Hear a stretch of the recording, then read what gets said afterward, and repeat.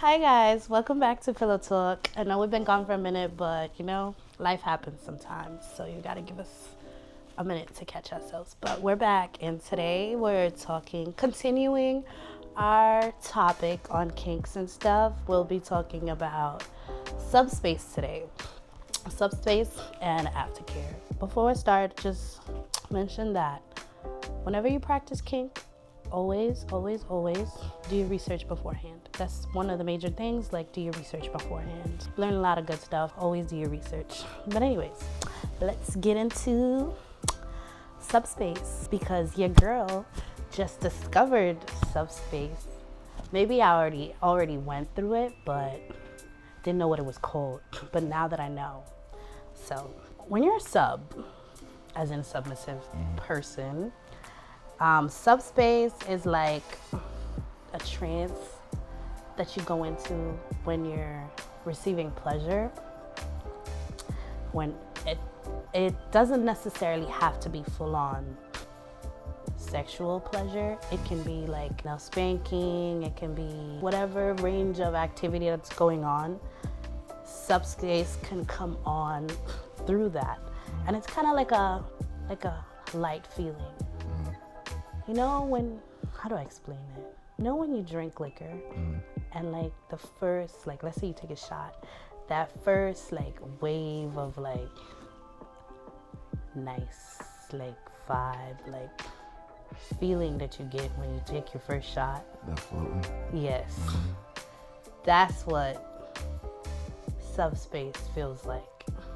If I can describe it anyway, it's like a high, but it's like a growing high. It's not like a instant, like, you know, it's like it goes up and up and up and up until you're just like feel on like full body experience. And subspace can also be brought on, like let's say you're into pain play. It can also be brought on where it's kind of like a fight or flight response that your body has, of like a rush of adrenaline, like do something, move, go somewhere. And it's like, some people like that. Right. So it's like, you know, you can have it through sexual, you can have it through impact play, you know, it happens differently for everybody else. No two persons have the same thing, the same experience. Okay, what did you know about subspace before this little deep dive? I didn't know anything about it. I didn't know about it until we did that scene with Bella, with Musa. She entered this trance, and I was actually like lost, but he was familiar with it, so he knew what to do with it. But that was my first experience with it, and it was something brand new. It was a lot. That was my first introduction to subspace. I feel like, me personally, I probably have experienced it, but didn't know what it was. And so you're just like, oh, that's good. I will say though, with subspace, tread lightly. Why? Because not knowing what it is, and then let's say it's a casual excursion between people, right? Like they're just like, you know, this is like a free, like one time meet off type thing. Yeah. You can create like some crazy off of that, because that feeling can become addictive. Like a dependency? Yeah, like the person likes it because you brought them to that. I get that space, and now they're just like, damn. He's some good dick. He got some good stuff. I want to do that again. Right. And so like, you can like, you know, I feel like, don't go like out there trying to like initiate that with everybody. Right. She was a trusted partner. Because like, you don't want them type of problems, especially if it's just like a casual one-time type thing. Yeah. Ladies can induce subspace in men can induce subspace in ladies. I don't think it's just only a woman thing. But 9 times out of 10, I think it kind of is, because more women are submissive than men are. So yeah, I can't imagine what that would be like for a guy. Honestly, I think it's like more of a girl thing, but if it's for guys too, then that's kind of cool. I think guys can go into subspace. I just feel like it would require submission. That's And true. that part is kind of what struggle with it. the hard part is of like letting go. Cause my like awareness, like first aware instance of subspace was like literally just like submitting, like just giving yourself to that person, and it was like full on like, oh my God, like So it's like you release all your muscles and just you just free fall. it's like, yeah, it's like you feel everything in your whole body. Your whole body is just tingling. No, like I mean like the pathway to it. You just release all your muscles and just let things Yeah, happen. like I think during your like orgasm, I should say, it's like you embrace it. Because you know, sometimes it's like it's so intense that we try to like run from it or like avoid it. You just release yourself. You just let it take you.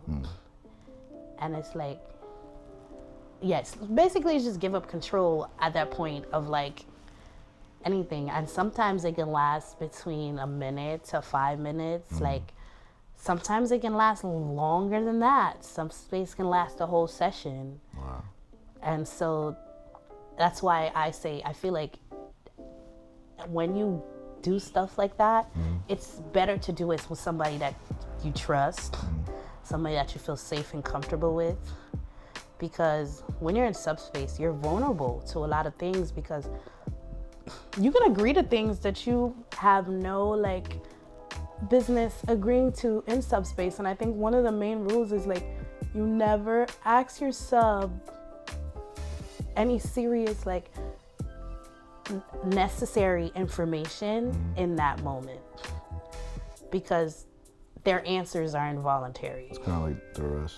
Yeah, like you wouldn't ask a drunk person, hey, like can I get your bank information? Like you shouldn't be asking someone in subspace, hey, can I smack you? Can I you know, like do this and this and that to you? Like in subspace, you should never like try to coerce somebody into doing something that you know in their right state of mind they wouldn't probably agree to, restrain them or nothing like that. Like for me, whenever I'm experiencing subspace, some people maybe require different things. I need to be held, because even though it's probably like not a real thing, feels like you're floating away.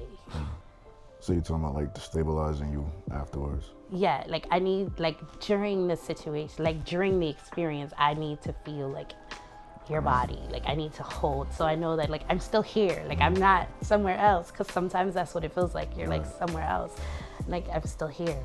So like, and I'm like, I feel like now that I know what it is, and I know like I've experienced it a lot more, and it makes it creates a more openness to want to do things, because you're like, it's gonna pique my interest a little more, and then it's gonna get there, and that's like becomes more fun, and it becomes more like you're more negotiable, because you're like, hey, we're doing this, like that's gonna happen, cool. Like, okay, for you as a dom, how important is it to create subspace for your partner? It's not something that I deliberately chase after. If we get there, we get there. You know, if we don't, we don't. But if we get there, we gonna enjoy the ride. Is it a turn on for you to see Yeah, that? it's definitely you feel like you accomplished something if you get them there, if you did something right. So it's definitely a turn on. I feel like to know my body and create that is like, all because it's like, you know, casual sex is, you don't really know the person's like really wants and needs. It's just like a hookup, like cool, like whatever we're doing. But when somebody brand new is so confusing, because you don't know, like it's like a hit or miss. Okay, Yeah. cool, like might be, might not be. They don't know what they want. You don't know what you like. It's okay, what's not okay. It's like, so it's like when I feel like because we've like known each other and we know like how to get each other there and how to like that's become a lot easier to achieve because you got some experience under the belt. However, right? You know what I like? I think I like the most about our relationship and like the comfortability is when and how to take it there. Like, I don't know, if you give the people a little bit of insight. How do you know when I'm not like feeling it? Because sometimes people fake it and they're like, how do you know when your partner's not feeling it? You can feel it. I think that's something people got to start doing is pay attention not just to words, but to the person's body's responses. You can always tell, especially if this is somebody you've been with for a long time.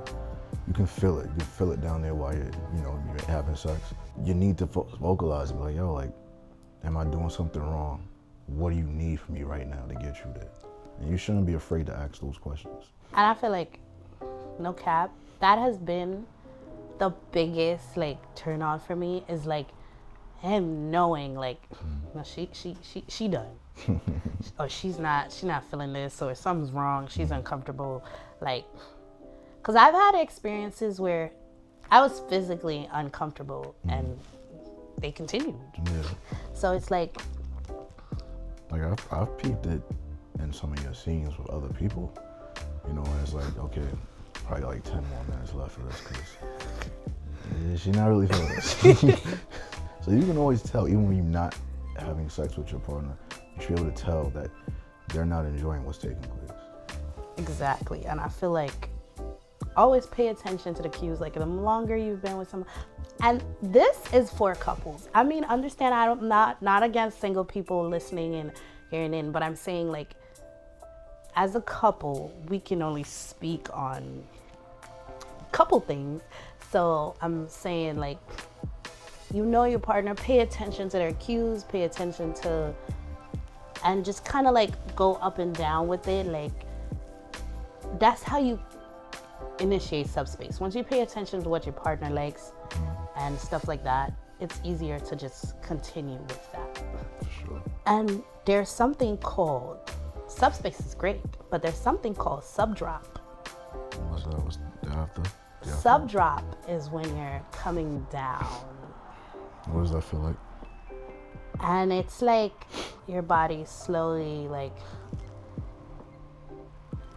it's like if you get tired. Subdrop causes you to get tired. It's like your body slowly coming off of this little high, and all that rush of emotions is slowing away. Is it pleasure or is it just? Subdrop is like when the pleasure's fading. Fading out?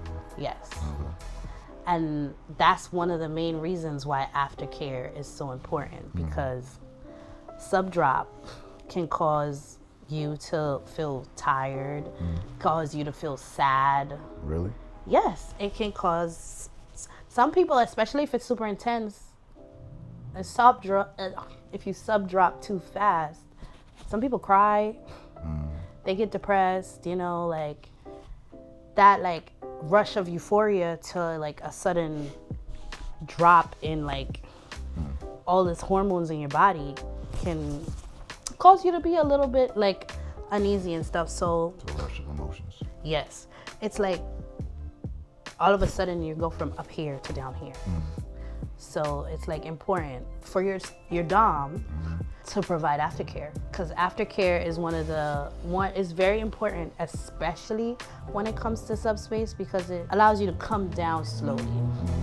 Like one of the instances of like how you like handle someone's subdrop can also encourage them and make them feel more comfortable to getting into subspace again. And that's where the main aftercare comes in. So before we talk about aftercare,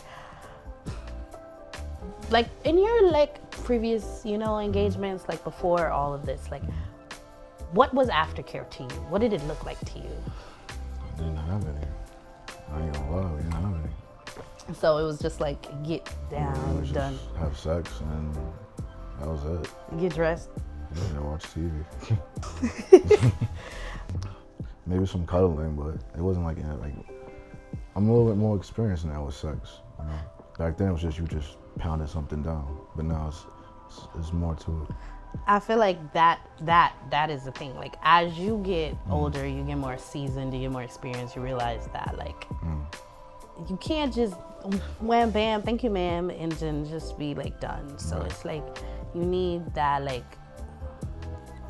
cuddling, talking. And so aftercare after every session is a way for your partner and you to regroup yourselves, and it's good for your dom too, because subdrop can also make a dom feel like, hey, did I do something wrong? Like, is he okay? Like, you know, so it's good for both parties to like take time for aftercare. You can talking, discuss what happened, discuss if you liked it, what you didn't like, how you felt. Your dom can express their feelings, because I'm pretty sure there's dom space. I haven't done a little more research into that, but I'm pretty sure like your dom gets that rush of adrenaline because they're like, yeah, she's, you know, like they're doing something. So it's like talking allows you guys to like understand each other, what happened, what you like, and so that way each person knows how to approach a situation differently the next time. Physical care is very important after subspace, because your body is tired. Your body is like a machine and you have to take care of it afterwards. So like you need to urinate after you do your stuff. Ladies, this is important. Please go to the bathroom. You can get UTIs, STIs like that. Cleaning up reduces infection, you know, just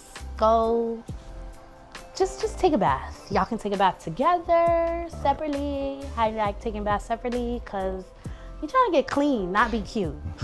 Making sure that you take care of yourself, you know, makes your partner feel like you care about their health and they care about yours, and everybody's like, you know, nourishment is important. Water. I notice, like, I know I'm talking a lot, but I notice like when I don't drink enough water throughout the day, I be like out of it really quickly. During sex? Yes. Like really like just kind of done in a shorter amount of time than if I did.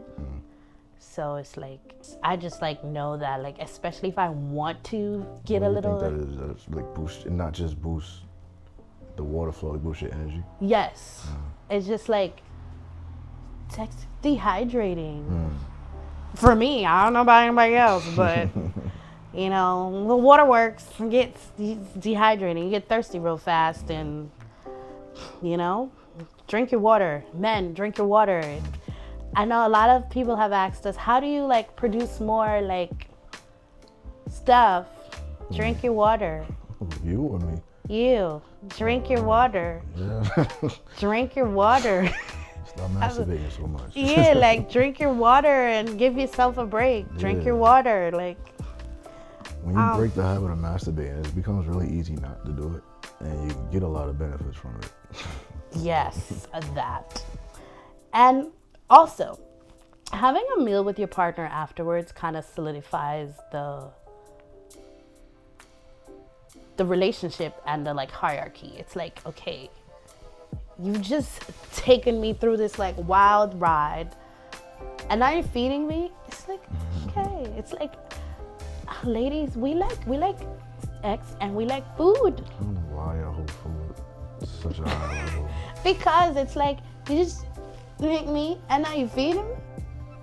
You must like me. And even if it's not that deep, it still shows like you see me as a person and you respect me. So like, you know, like, and affection, cuddling, massaging, you know, rubbing on your body.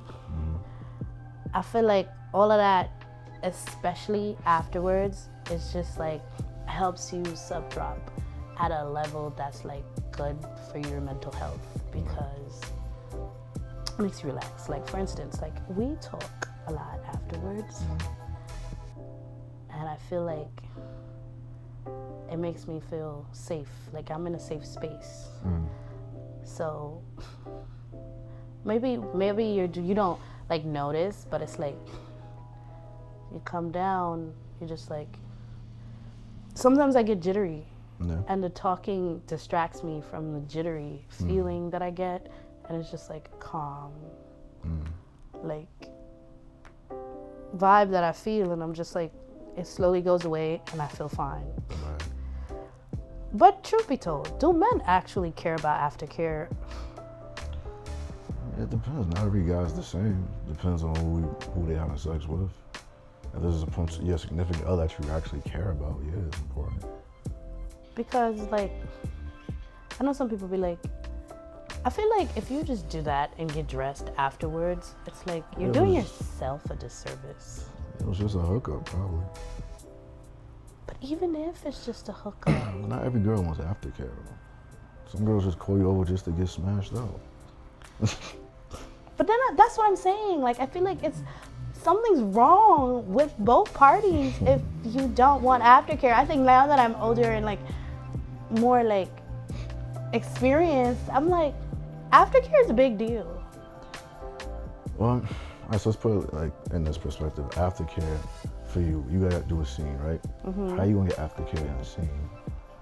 From you. All right. I'm not saying that I required from that specific person, but I'm saying, like, for instance, after scenes, like, we chat a lot too. Like, I feel like that, like, is the aftercare that you want. It's not necessarily, oh, like, after a scene, you want it from that person. It's just like, you know, like, babe, like, how are you feeling? Are you okay? Do you need something? Your water? Like, you talk. It's knowing that you're in a safe space so that if you felt uncomfortable, if you felt off, your partner created that safe space for you to say, hey, this didn't feel right. I don't know, like, can I get a hug? Can you know, like, it creates that space for you to say, because what if, like, during your interaction with someone, especially, let's say if it's a hookup, one-time thing, right? And she was saying no, but you took it as she was in the mood, she was into it, and you just continued and whatever, and then you guys were done, and days later, it's like, oh, I wasn't into that, like, I didn't like this, and it's like, hold on, I didn't know this. Why didn't you say this when? First off, she said no. So I mean, no is always no. No matter what, no is no. But I'm saying though, if you create an atmosphere of comfortability for a person afterwards, right? Yeah.